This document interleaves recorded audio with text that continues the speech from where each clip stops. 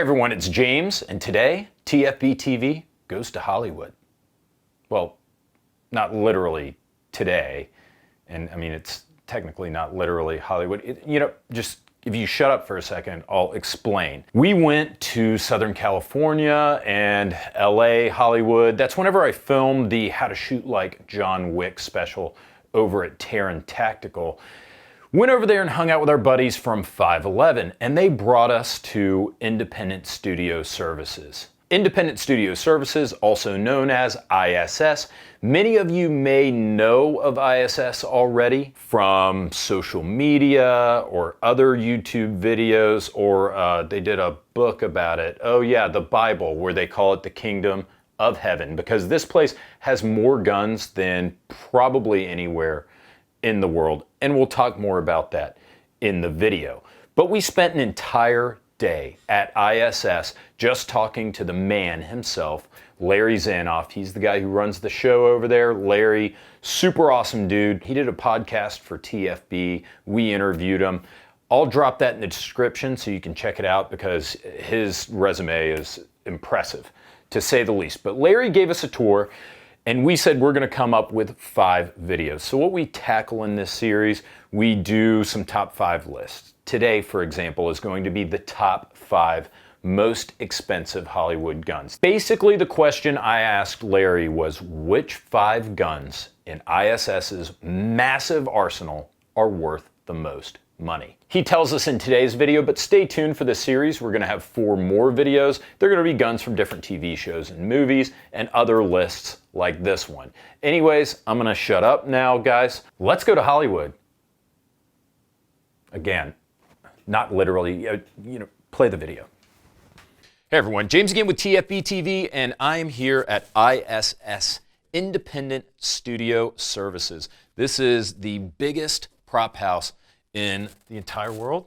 Definitely in Northern America. We probably are the biggest one in the world, but we haven't been everywhere in the world yet, so we aren't going to quite lay claim to that. This is Larry Zanoff. He's from Hollywood Weapons, and he's also the guy, the man, the guru. We're in a vault, a very appealing vault, I might add.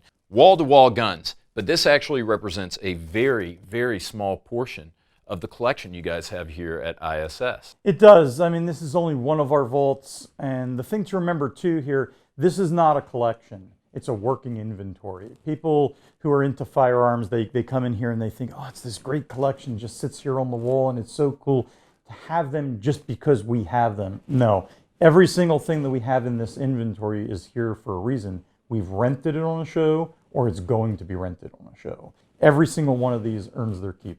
And you've got 16,000 guns here, is that right? Little bit over 16,000. 16,000 guns, a whole ton of vaults, and one guy who's going to try to spend the night in here and see if he gets caught. But anyways, we're here to talk about the 5 most expensive guns here at ISS. Larry's going to walk me through it. Larry, let's start with number 5. Thing to remember too about these guns when we're talking about value, it's not just an actual dollar value, like if I want to go out and buy one, it's because of what they've been through, they've added in values. We have one of the flintlocks that the Heath Ledger used on the Patriot. As it started out as just one of several flintlocks in the movie, it wasn't that expensive because it now has this kind of movie history attached to it. It's gone up in value. So I think that would be number 5 right there, would be the Heath Ledger musket from the Patriot. How much would that musket cost if you just bought it, or how much is your average musket I mean, the musket, just with no movie connection to it, probably about $1,000. Now with the film itself being a successful film, and of course Heath Ledger's history with that item, I couldn't even begin. You'd have to go to an auction house to figure out what those values are, but it's many, many times the original investment that we had. Just by virtue of it being featured in this film and used by an actor that everybody's familiar with, that a fantastic actor who passed away, it then really propels the value into the stratosphere. Absolutely. I mean, at that point, it becomes kind of like a collector's commodity. And how do you even monetize something like that? you know, I'll pay $1 million for it, and you've got $1.5 million, and you want it more than me, so now it's worth $1.5 million. It's really hard to estimate. Right, virtually priceless in the sense that you can't really put a price on it. Yeah, and priceless in the fact that you can't replace it. I could always get another exact musket like that, but it'll never be the one that Heath Ledger carried in the film. I think number 4 is a very iconic gun, very popular. It's actually on display at the National Firearms Museum right now. The silenced shotgun from No Country for Old Men. It was kind of like a breakthrough item when the movie first came out. A lot of people always remember that scene. It's a very unique scene whenever Anton Chigurh uses the gun, because we all expect a lot of noise coming out of a shotgun. And in fact, we see a shotgun and then there's no noise coming out of it. The base model itself, several $100s to buy the shotgun. The labor that we put into it to build the prop with the silencer attached to it, that was probably maybe 40, 50 hours worth of man hours. And then once it got the iconic status as the gun from the movie, the sky's the limit on that. I'm going to interject here to say that we've been here at ISS, Independent Studio Services, shooting a series of videos on the guns that you guys have here. One thing that's been really neat walking through is, again, you mentioned the man hours and the time that you guys put into these guns. A lot of these guns, especially the really unique, iconic ones, you guys made them here. Correct. Everything is done here in-house. We have a group of very artistic, creative people, be they gunsmiths or painters or whatever it may be. We hope to be on the ground level when you get a design element going with the production. And so we have a little bit of input, you know, on these props. And we do it in-house because of the creativity that we have within this building, as well as practical things like liability concerns and stuff like that. We have to know that what is being done is safe at all times. And the only way to do that is do it yourself.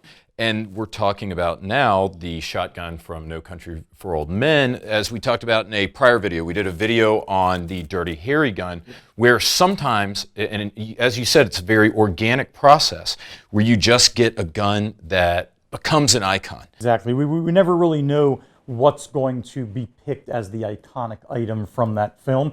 And in fact, the next gun in line is the Dirty Harry gun as far as value goes. And so it's a standard Smith & Wesson revolver, but because of its attachment to a star like Clint Eastwood, not just in the Dirty Harry role, but in the whole volume of work that he's done throughout his lifetime, both as an actor and as a director-producer, it's got immense value to it. And how many guns do you think we had on Dirty Harry? How many Smith & Wesson 629s or 29s? Well, the original one, there was probably only 3 or 4, but as things progressed, of course, timelines progressed, the newer movies are more in our modern time of filmmaking. There was probably half a dozen or more of each hero gun that they needed.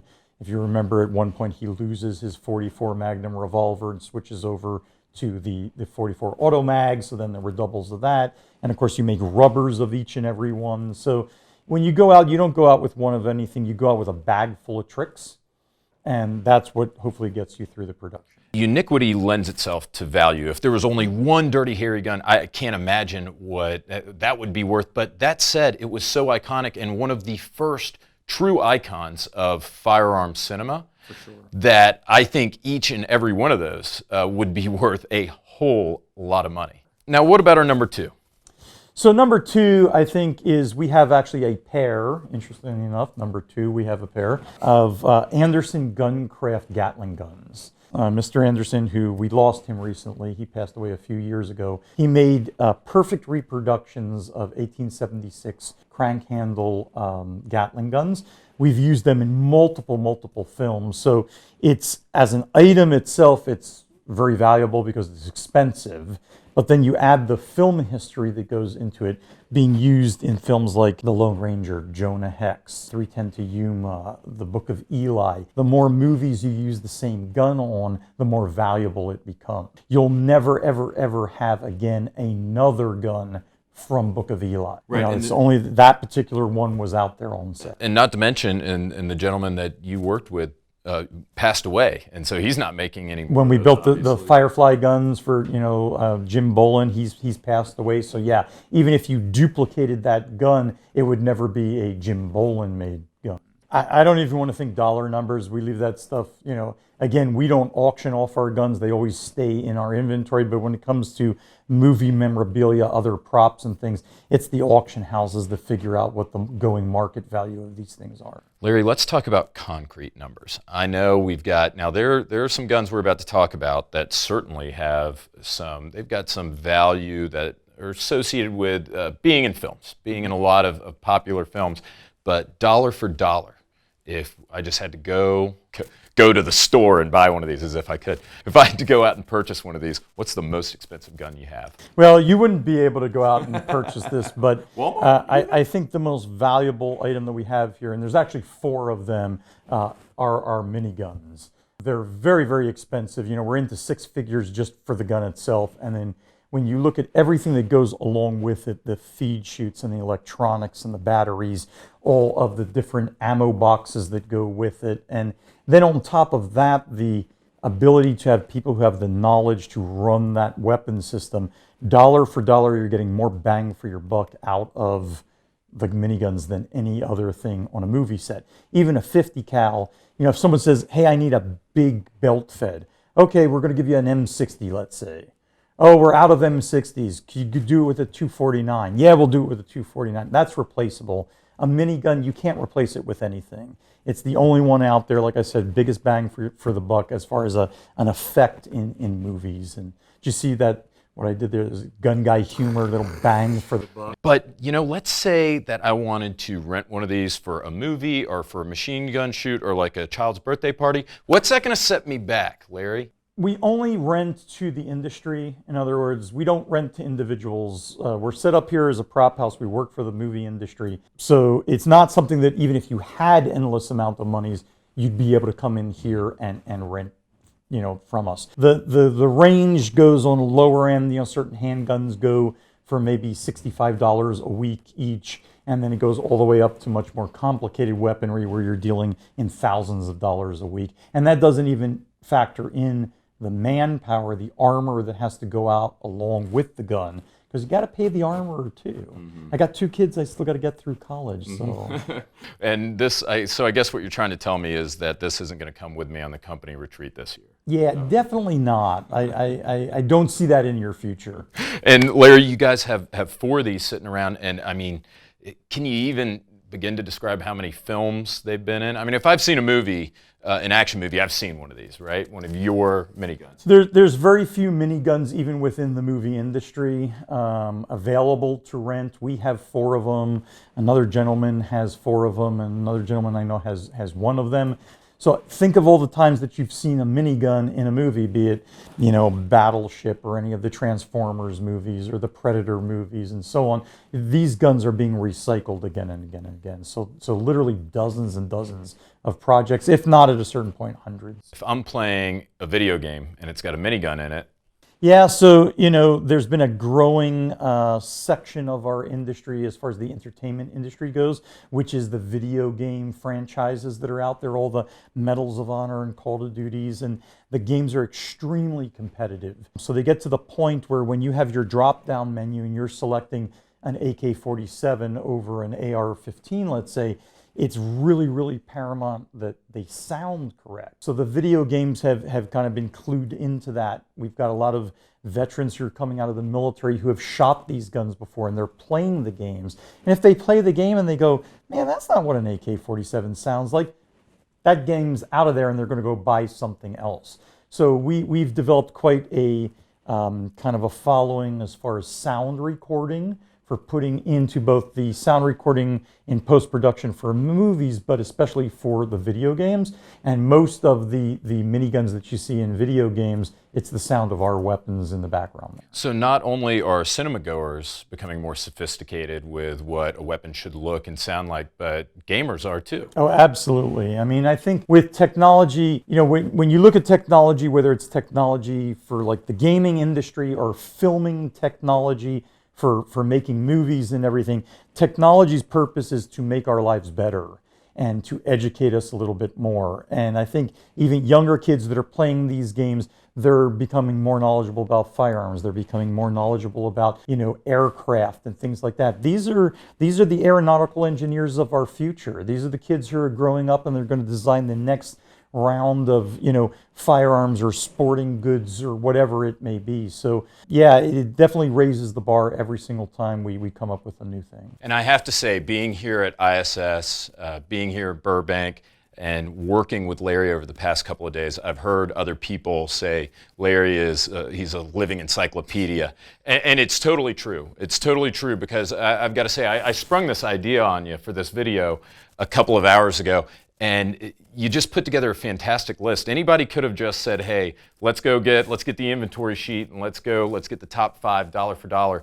But we're talking about guns with sentimental value, guns that are icons of cinema, and guns that are just plain cool. Yeah, I mean, I've always believed that, if you're passionate or you've dedicated your life to a specific item, which everybody here in this building has, everyone's here because they're passionate about what we do in assisting production companies to make films. If it's not just something you do, it's who you are, it's in your blood, then you should be able to talk about stuff like this, at the drop of a hat. I can't talk about cars, but there are car people out there who can do it. I can't talk about paintings, but there are painting people who can do it. Well, our little thing here in the weapons department is firearms, and we take pride in that fact as far as the knowledge and the experience and what we are able to bring to the table for a production. Or, like I said, in the real world when we're dealing with training military and training law enforcement and so on.